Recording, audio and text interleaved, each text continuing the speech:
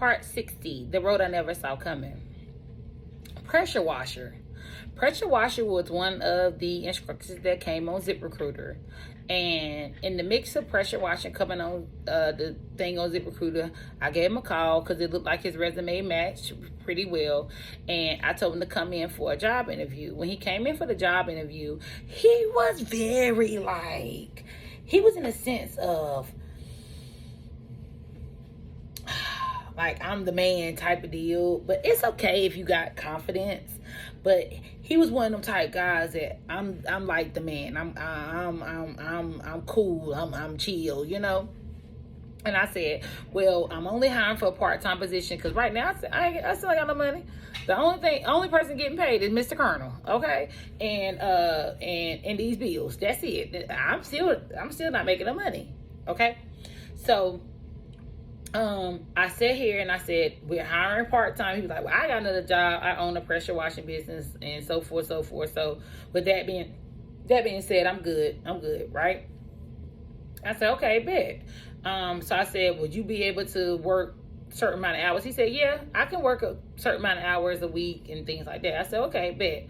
So now we started the process with him doing the same type thing. But this time I said, I'm going to train him. So the first day we was able to get him out there, train underneath my license. Baby, look, it was my first day. And I said, let me see how he do. It was just me, a student, and him. Because the student was just coming for, like, touch-up, refresher. And I had Mr. Pressure Washer getting the equipment to show the student how to get into this particular maneuver. And he was driving like a bat out of hell. And I'm like, I said, oh, sir, and Sparkle at that. I said, oh, no, sir. You gonna have to slow down. We don't do that here. You tripping. He was like, no, I was just showing him. I said, no. You're gonna have to slow down. So you cool and all, but we don't do that here. 5 miles per hour is the limit, okay? When you show them maneuvers, you got to take it easy because if they see you doing what your good goofy behind, they're going to do the same thing. So let's pipe down the brakes, bruh, okay? So he was like, okay, no problem. So then when it was time to do the classroom, he kept, you know how I record my students and things like that. So he kept appearing in the camera, smiling like this, hey, you know. But at the very beginning, he said he don't like cameras. He don't like he don't got to be in front of a camera. He don't got to be seen or nothing. He don't got to be seen or anything. So I found that to be a little odd. But anyway, when we was outside, I recorded my student like doing good, really getting that maneuver. And here he go. Yeah, I do a pressure wash, bitches. Yeah, I do a pressure wash. But I'm like, but you the one that said you didn't like the camera too much. So that was a little odd for me. I found that to be a little strange because he kept wanting to, hey, I got this business. I'm like, and if you catch it what I'm about to say, then you a good one. So now we got him in the truck, and I was just practicing with him in the truck to see how he would respond to teach the student how to drive. And he did very good. So he passed all the tests. He just had a problem with speeding a little bit. And the only other thing is I noticed like when the camera came around, he was just like, I'm here. You know, I was like, I don't know. So now I said, I can deal with that. I can deal with trying to have him like we all work together as three. I can see that. Okay, if we got a problem, I can address it, and he'll listen, and he'll be fine. He was quick with the paperwork. He learned the paperwork real fast. The students liked him. He was cool, but I could see that working. Now, when Mona Lisa was at the school, when Mona Lisa was at the beginning of the year, it was around February, March time, we had started the process of driver's education. It is a lot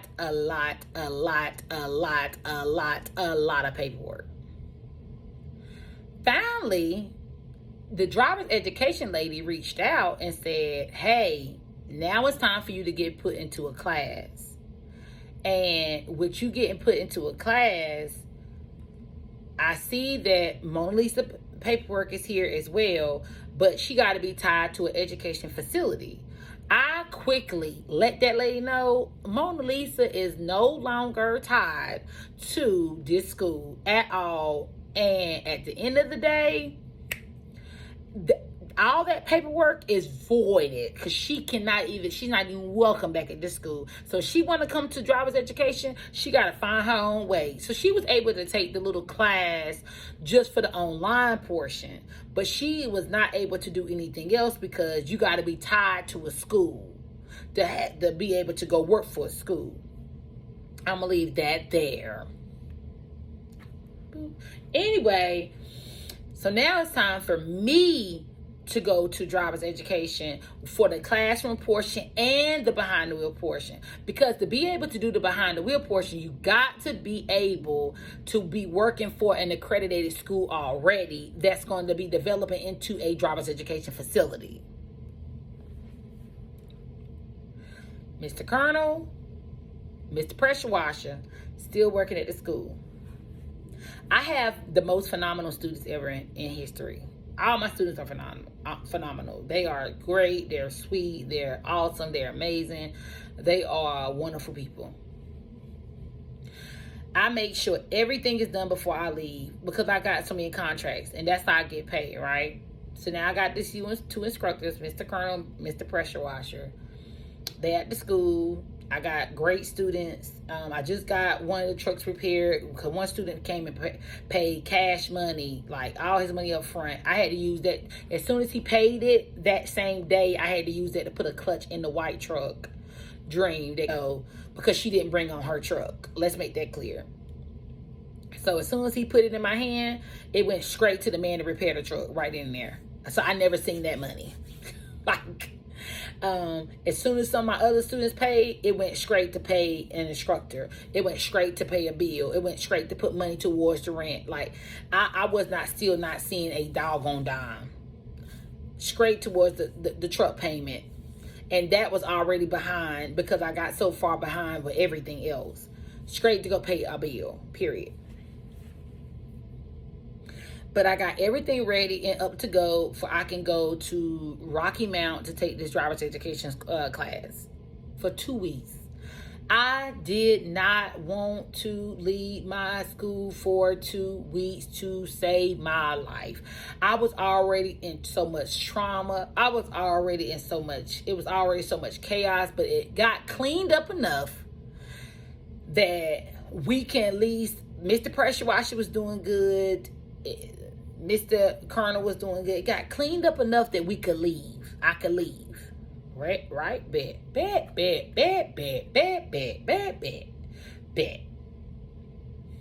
All the students got my phone number. I do not mind. I do not care. This is y'all investment of y'all money. I want you to have my number. I want you to be able to reach me any given time to talk about y'all money or about your investment. I am never going to be the one to take your money and you say I stole from you. So everybody got my phone number. The first couple days up there in Rocky Mount, I was in the driver's education class. It was like day number 3. I got a phone call from Mr. Colonel and said, this truck keeps circling around the school. It keeps circling around the school. And Part 61, the road I never saw coming. The signs to like the marketing signs was all knocked down. It's like somebody stomped on it. So I'm like, okay, well, what did the truck got to do with anything? Here go Mr. Colonel. It's just odd that this truck I think somebody plotting on you. I think somebody, it's nothing but the devil. See, you're doing good.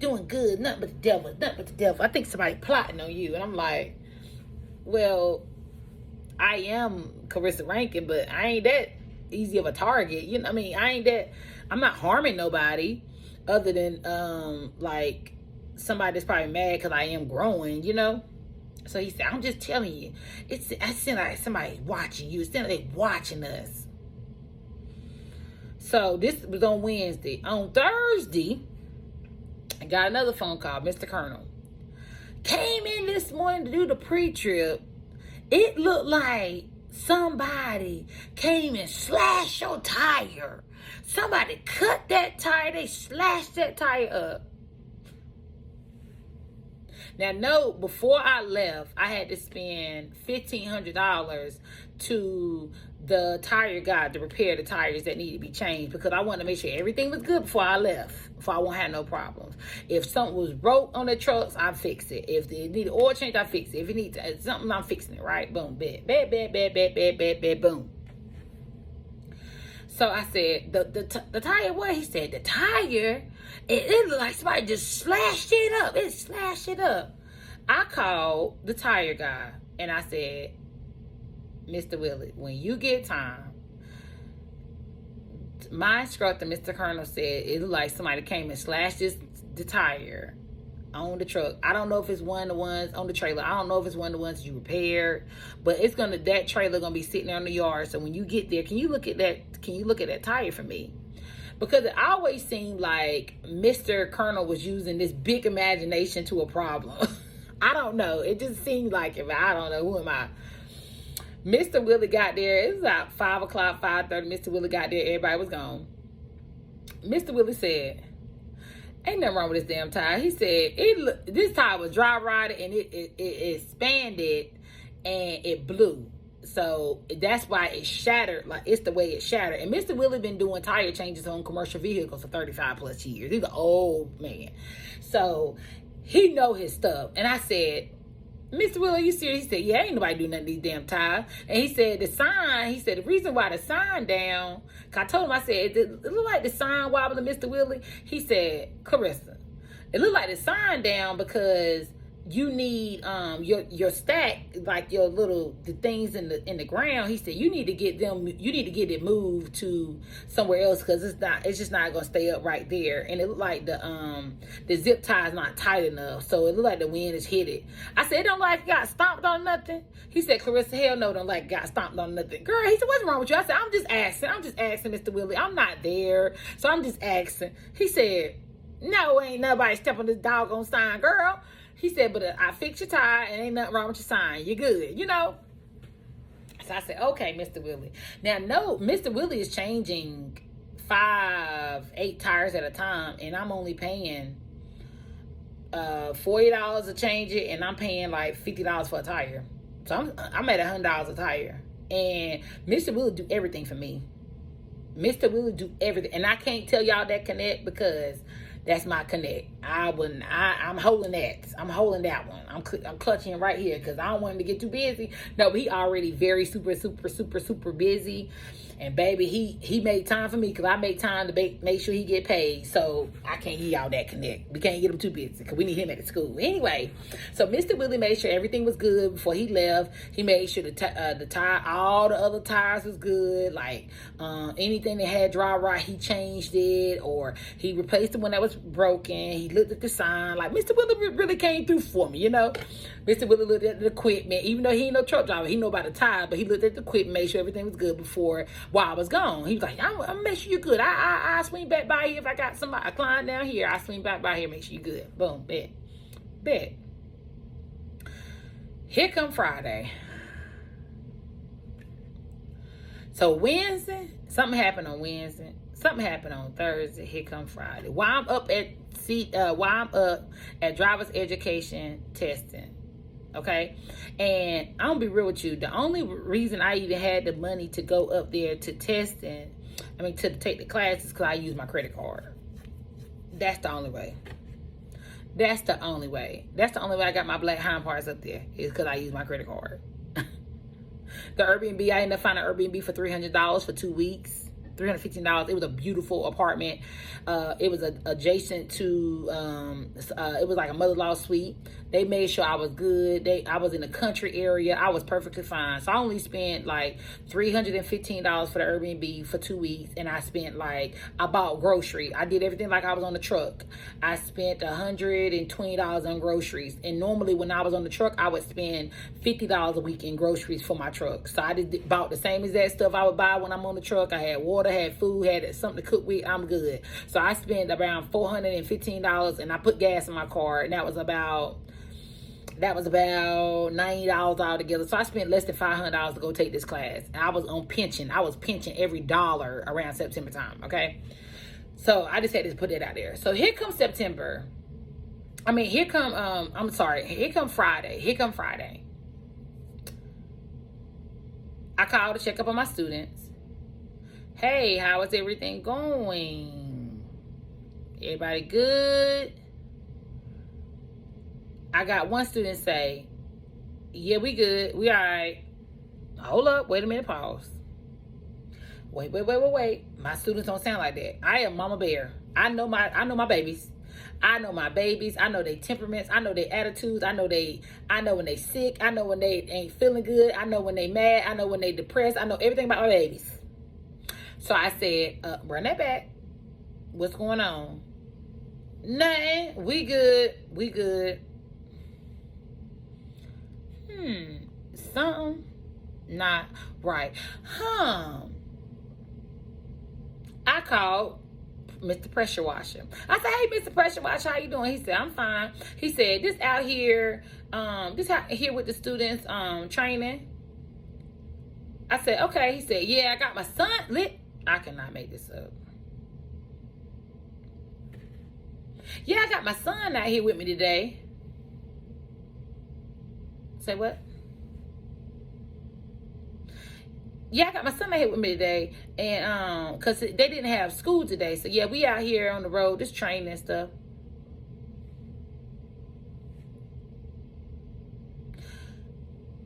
Wait. Okay, I said, okay, hold on. Let me call you back. Hung up the phone. I called two people, Mr. Colonel, and I called one of my students.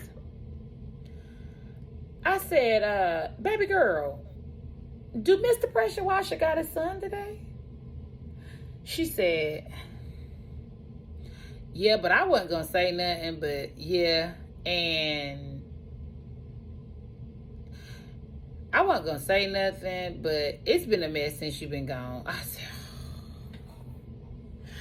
I said, okay, baby girl, we're thank you, baby. Let me call Mr. Colonel. Call Mr. Colonel. I said, Mr. Colonel, does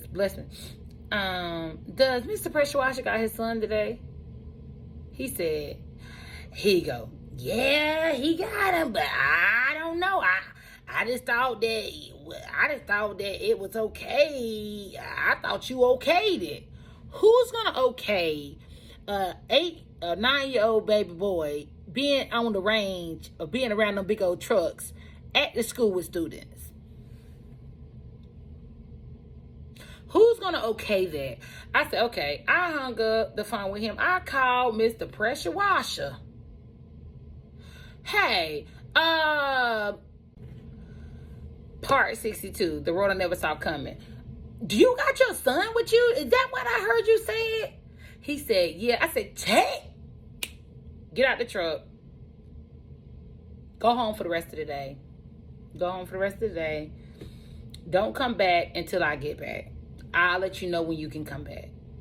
Well, what you mean? My son, listen, what you mean my son ain't had no school day. I ain't had anybody watch him. Sir. Go home, and I will let you know your schedule from this point on.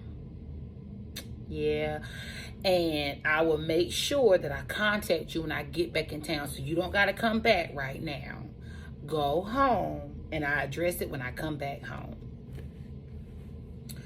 Okay, well, all the students got their hours, and I was just making sure they get touched up on the Go home. I address you when I come home. Yeah. Honey, I was so aggravated because you would not do this. What made him do that? I don't know. You wouldn't do this if you was working for somebody else. Why are you doing this with me? Why is this happening to me? Why am I going through this bull crap? You know you can't have a 9-year-old baby boy at the range near these big old trucks. You know that. He ain't no damn mascot. Get your ass. Girl. Ooh. Girl. Boy, look. Take your ass on. Excuse me.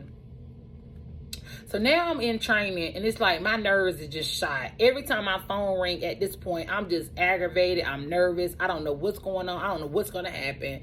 I don't know what's gonna be done next.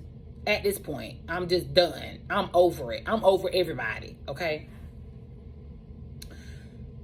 Here go. I got back home. Well, no. Here go. I'm at this Airbnb. I'm getting all my studying done. I said, I got to get this done. Like, I got to finish this. I had to change up the schedule now because Mr. Colonel is going to be the only one right there working while I'm not there. Mr. Colonel was going to have to be doing everything. And then I had to make sure Mr. Colonel had the money to do everything. Make sure he had, make sure I paid Mr. Colonel. So, and now everything is on Mr. Colonel. And Mr. Colonel going to work. He's going to work. He's going to work. Like, the only thing Mr. Colonel is worried about is his money. Like, but Mr. Colonel gonna work, right? So boom, I was able to complete driver's education. I was geeked because that was one of the biggest things I wanted to do for a couple years ago. I wanted to start driver's education. About 3 years ago, I really wanted to start driver's education when I was even first thinking about a school years ago. So finally, I was able to check that off the bucket list of what's going to be at this Road Knowledge Training Academy. But the training was what I had to get out of the way. So that got the 2 weeks of training out of the way, completed the 80 hours. I'm all done with that. And now I am on my way home and I'm geeked. I'm excited. I was able to do it. I was able to accomplish this part through everything I've been through. I was able to just really get it done, and I am excited. I am very excited. I'm very excited because I did it. I did the paperwork by myself. I did it. Right? Got back to the school.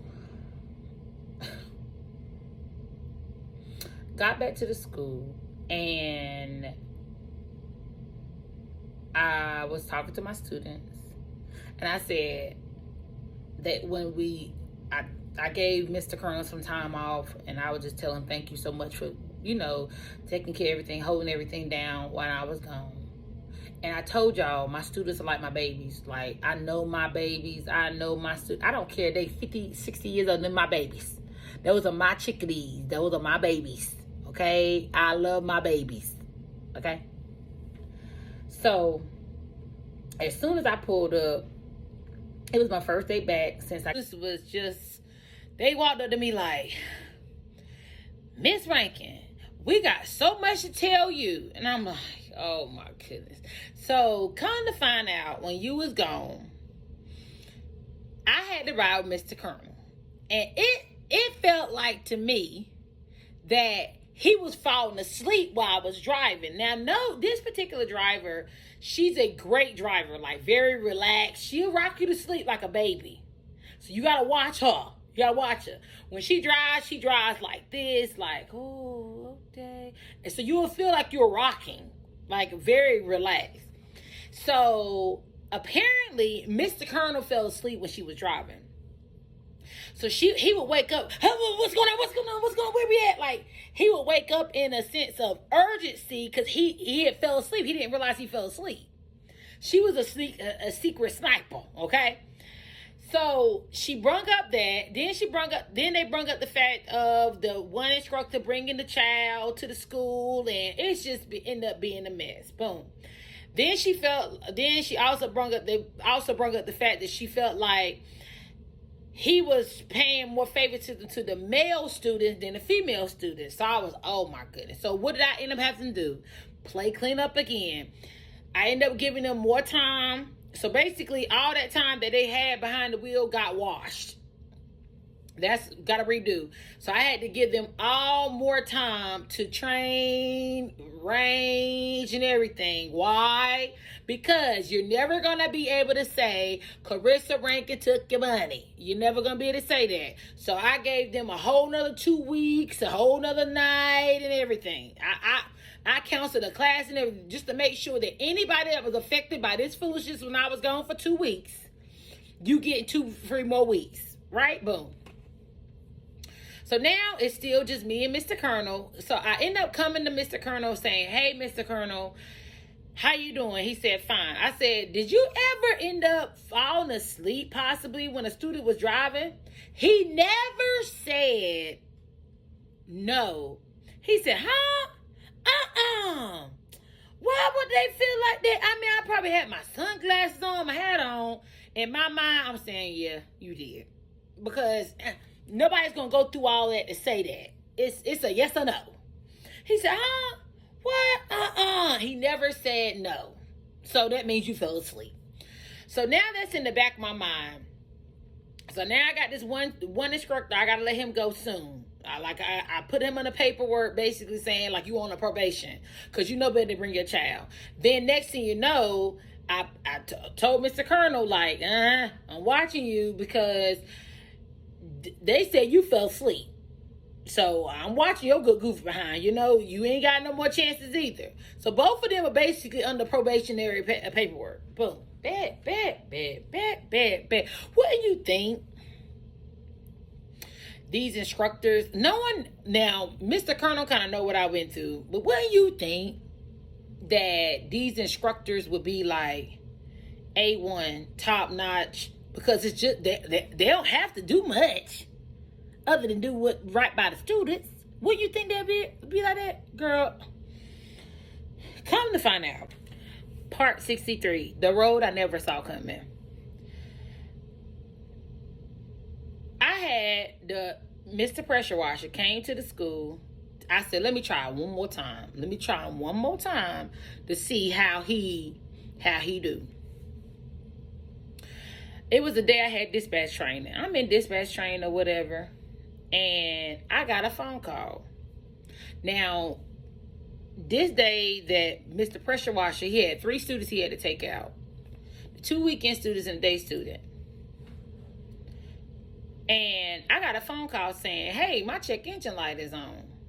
And I'm like, what's wrong with the check engine light? I said, what truck are you in? He said, I'm in the blue truck. I said, I said, you did a pre-trip on that truck? He said, yeah, and the check engine light on. And he said, I said, well, okay, I'll check it. I'll go out and check it when I get done with the dispatching class. He said, okay. Next thing you know, around 12 o'clock, he called. He said, no, it was about 1 o'clock. He said, I just got back in for the day. I'm going to spend the rest of the day on the range because I just realized I was carrying around the trailer all day without no tag. Come to find out, Mr. Pressure Washer took out the range trailer. The range trailer don't got no tag and nothing on it because they don't go nowhere. It just stay on the range.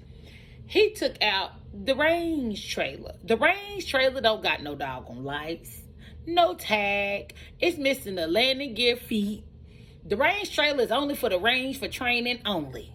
Okay? The range trailer is rusted. It done been up north and rusted. Worse than a 70, 80-year-old man with no doggone grease. Okay? The range trailer is a range trailer, baby. Okay? So I said, you took out the range trailer? Well, I don't know what trailer it is. You know what trailer it is, Mr. Pressure Washer. What trailer did you take out? Okay? What trailer did you take out? I said, matter of fact, hold on. I'll come out there. Walked outside. Not only did he took out the range trailer, he did not do a pre-trip. Because the reason why he is because he had an air leak. An air leak that you can clearly hear. As soon as I walked up to that truck, I heard that air leak. So if he would have did the pre-trip with the students like he's supposed to do, he would have been able to catch that leak. And it was not a air leak like it was so it wasn't a check engine light. It was the brake system light. It was a warning light. Ain't you the truck driver? Ain't you the instructor? So you don't know the difference between the lights that's going off? Come on now. So I politely told him, I said, did you do a pre-trip on this truck this morning? When I walked out there. He was on the phone. Oh, baby, he said, hold on. I was interrupting his phone conversation. I was interrupting his phone call. And he said, he ended up ending his phone call. I said, okay, are you done now? I mean, I don't want to interrupt. He said, yeah, I'm done. What's up? I said, did you do a pre-trip this morning? Well, while I was going on, I said, you got an air leak. That's why your light is on. It's not getting on air and it's telling you ain't getting on air. I said, you know what? Go ahead and go home for the rest of the day. I'll take care of them from there. At that time, I'm done. Because you're not doing your job, baby. This is not going to be a good fit for you. This is not going to work for you. I ended up asking students when he left. I said, hey, did y'all do a pre-trip on this truck this morning? Nah, he just told us to get in the truck. I said, now we got a problem with y'all. Because y'all know better than to even just get... I done taught y'all to do your pre-trip before you go anywhere. To do a 15, 20-minute pre-trip before you go anywhere. So y'all in the wrong. So now I had to not only fire the instructor, but then now y'all in trouble because y'all didn't do a proper pre-trip. So I had a whole lecture. I had to lecture all of them. All three of the students said, no, we didn't do no pre-trip. Yeah, we know we was on a range trailer, but he just told us to keep going, so we kept going. Of course they was, because they are students. They are not a teacher. They're not they're not an instructor. They are a student. So we end up letting pressure washer go, okay? Then now, who else left? Mr. Colonel. So now it's just me and Mr. Colonel trying to thug it out. Student had a test. Student had a test that he had to go to. I had a class I was starting, so I couldn't do both. And I need all the money that's coming in right now at this point. Come on, Lisa got me in a big hole. I mean, big hole from all this foolishness. I scheduled my student test date. I already done, truck got fuel, everything, because I do a lot. Like, I'll go ahead and put the truck at fuel. I make sure the tires, everything ready to go, right?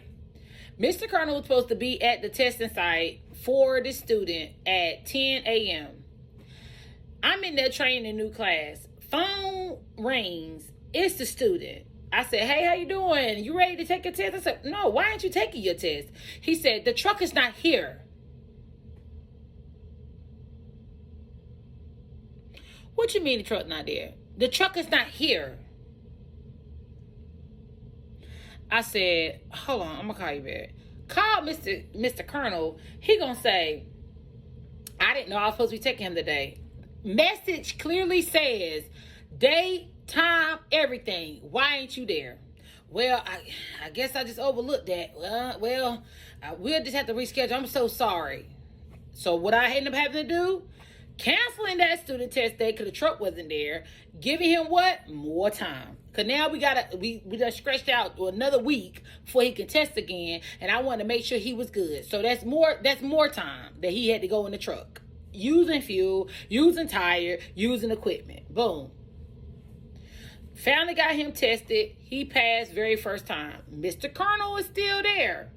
Now I'm saying to Mr. Colonel, I said, Mr. Colonel, this is you done did this one time before in the summertime. You were supposed to be here, and I woke up like that morning. You're not here. I said you did this one time on the weekend. You were supposed to be here. You ain't here. You said you forgot, or you said you misread the message. Now you done messed with a student test date. Now we're done. Then I said now we're done. Now we're done. Now we're done. Okay. Now I said then you sit here and. They said that you fell asleep on the range, but I don't know that. Or you fell asleep in that truck, but I don't know that. Okay? So now you're one more strike, you're done. You're done. Here come another day. It was like the last time Mr. Colonel was on the schedule. Mr. Colonel was on the schedule to come into work that morning. Now, I was there because I can't trust Mr. Colonel at all. So I'm there. Like, but he don't know that I'm there. I'm out there training the students. 8 o'clock come. Mr. Colonel supposed to be there at 8. 8 o'clock come. 9 o'clock come. 10 o'clock come. 11 o'clock come. 12 o'clock come. Mr. Colonel come texting me. Hey, I'm so sorry. I got the flu. Yeah, I'm not gonna be able to make it there. Mr. Colonel, just go ahead and stay at home. You ain't gotta ever worry about Carissa Rankin again. Baby, look, cause you can't get your stuff together. You done missed the test date. You said you got the flu, you overslept. Then the one time you said, I misunderstood the message. Then the next time you sat there and they said you fell asleep in the truck, but you saying you didn't never say no, you didn't fall asleep, but you couldn't answer the doggone question. That's great. So now who is the school left with? Just me. Just me. The only instructor, the only person working the flow. I'm the custodian. I'm the instructor. I'm the owner. I'm the management. I'm the secretary. I'm the yard maintenance. I'm fixing lines. And because my husband is still my husband, he still got to make sure the house good. He still got to make sure everything good. He came and helped me. I'm the security. I'm everything. It's just me. It's just me. I was there by myself. I still wasn't paying myself nothing because I didn't have nothing. I wasn't making, like, I was getting one student. I was getting 2 students, 3 students. And I got to stay small because I only got 2 trucks and I'm only one person. Then it came a time when I went back and I read the message from my guardian angel. And she said, when you do the one thing you never could imagine doing by yourself, then that's when you'll be able to kind of see what God has for you. Matter of fact, here's the message.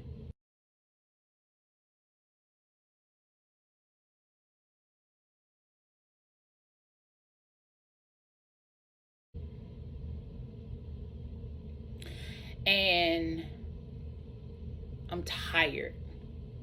I'm exhausted. And I'm still dealing with Mona Lisa online saying I locked her out to school.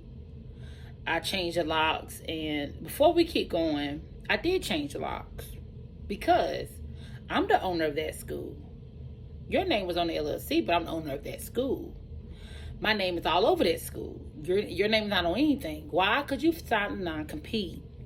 So therefore, with that being said, I had to do everything in my power to protect the nature of these students. All their paperwork, their enrollment agreements, their car information, everything got to be protected. I don't trust you, and wouldn't nobody trust you. Baby, you was a certified thief. Okay? You was a certified scammer. Okay, so if you want to take that, you can take that to court and shove it up with a moon don't shine. Okay, because you was not gonna bring your dusty, thieving, sticky finger hands near that school ever again with them students. Anything that belong to them students. See, this is the problem. I have kids, so I know what it takes to raise kids. And when these students become a part of Road Knowledge Training Academy, they become like kids again. They're going to look at you for everything. They don't know nothing about trucking, or they're going to look at you to be their provider, that make sure their equipment running good, making sure they are good, making sure they get all their hours, they eat, like how they going to put food on their table. So you become like their role model, their parent to them. You become that bigger figure to them, their big sister, big auntie or something to them. So I'm not going to jeopardize your little sticky hands being able to have any contact to these students' documentation or personal information. No ma'am, no ham, no turkey. The deli is closed and shut down for good. Out of line. Part 64, the road I never saw coming. So now I'm by myself. I did about 4 months by myself. No help at all. I'm by myself. And I am exhausted. I'm not spending time at home with my family. I'm working late hours. I'm working 7 days a week. Not even having no days off. I didn't miss a meal now, baby. Look, Big Back gotta eat now. Look, I ain't missed no meal, but I was up late. I was leaving there sometime 12 o'clock in the morning, just making sure I learned this paperwork. I'm still learning. This is still new to me. This is still fresh to me. I'm still got to learn how to save stuff, like to make sure that it can keep getting transferred. It was just, everything was new to me. Everything was very, what can I say? Everything was very different. But it's coming together though. It's coming together in the sense of like, I'm organizing everything. I'm placing everything where it needs to be placed. Everything is gelling. Everything is starting to come in order in a sense. Angel is really helping me at this time. Angel is really feeding me like, girl, you got this, you keep it up. And she helped me make sure I knew what I was doing when it was time to solidify my contracts. And she talked to me all the way through when it came down to making sure that I did all my paperwork and everything was in order for third-party testing. So I want to pause for a second, and I want to say that Jackpot was another angel. Jackpot was right there side by side with Angel, because remember, Jackpot was the one who gave Mona Lisa the information about Angel stealing the school. So Jackpot was out when I had a bad day or I needed advice about something, paperwork or how to do third-party testing stuff. Jackpot was right there side by side with Angel. So those two was like right there neck and neck when it came down to helping. Of course, Angel was a little bit more, but they was right there neck and neck. So now listen, my angel investor ended up being Mr. Biggs. So I had a total of 4 angels surrounding me right now at this time. I got the Prophet, I have Angel, Jackpot, and Mr. Biggs. Remember Mr. Biggs as the angel investor. Remember this: Jackpot, Angel, my Prophet, and Mr. Biggs. Those were 4 guardian angels that were surrounding me through this office. With the look for it in an instructor, just making sure that this place is running smooth. Angel was right there with me. I would call Angel and she would answer that phone anytime, any day, any night. Angel would answer that phone for me. Angel was my angel. Angel is my, like, I'm not going to say I don't think I could have made it without Angel, but Angel was my guardian angel. She was one of my guardian angels at that school. Angel would, if I had a problem with anything, if I had a question, Angel was right there. Angel became my sister. Angel is my sister. Like she became my private investor. Like, you know, she invested her time into me. She invested her knowledge into me. Everything she told me, I would take notes. She would send me stuff. If I had a question and she couldn't find it, she'd help me find it. If I had a complaint, she would tell me about how to file a complaint as a CDL school owner. Like, everything. Angel was right there. Angel became my guardian angel. Angel was sent to me from God. She was sent to me from God. And every day when I would be on my way to school, I would just be praying like, God, because it's just me and I'm exhausted. Praying like, God, help me, Lord. Help me, guide me, Lord. Guide me, Lord. I even called my prophet that I've been talking to over the years, and I said, it's so tough. She said, hang on. Give all your faith to God. You about to be alone. You about to be alone for a while. Okay? Give all your faith to God. Give it to God. Give it. She kept talking about faith. Walk with God. Let God lead you. Faith. I mean, she just kept saying the word faith. Faith as a mustard seed. Faith, you got this. It's going to come. You got to be patient. Be patient. And I kept telling her, I feel like I'm going through a bunch of pressure. Like I feel like it's so much pressure on my back. It's pressure all over me. It's pressure. Like God is just taking me, pulling me. I'm hitting the walls. I'm hitting the walls in this tunnel. And I'm like, God, what am I doing? And I'm saying to her, my guardian angel, what am I doing? She said, you got to stay strong. You got to stay strong. You got to stay prayed up. Talk to him. Listen to motivational music or listen to gospel music, and listen to certain kind of prayers and certain preachers telling you sometimes God going to send you signs through people, through signs, through texts, through a person just walking by saying, have a good day. You're going to make it through the day. She said, God is going to start talking to you. You got to listen. You got to hear him. You got to obey him and stay walking in your faith. She was just telling me like, you got this, you got this, you got this. And here I go, and I'm sitting here like, I hung up the phone with him like, oh God, come on, God, what are you doing? What are you showing me? Where are you guiding me to? I'm by myself. I started off with all these people, and I'm by myself, and I don't know what's going on. I don't know what I need to be doing. I don't know what I need to be looking for. What signs am I looking for? Am I doing the right thing? Am I going the right way? I don't know. And then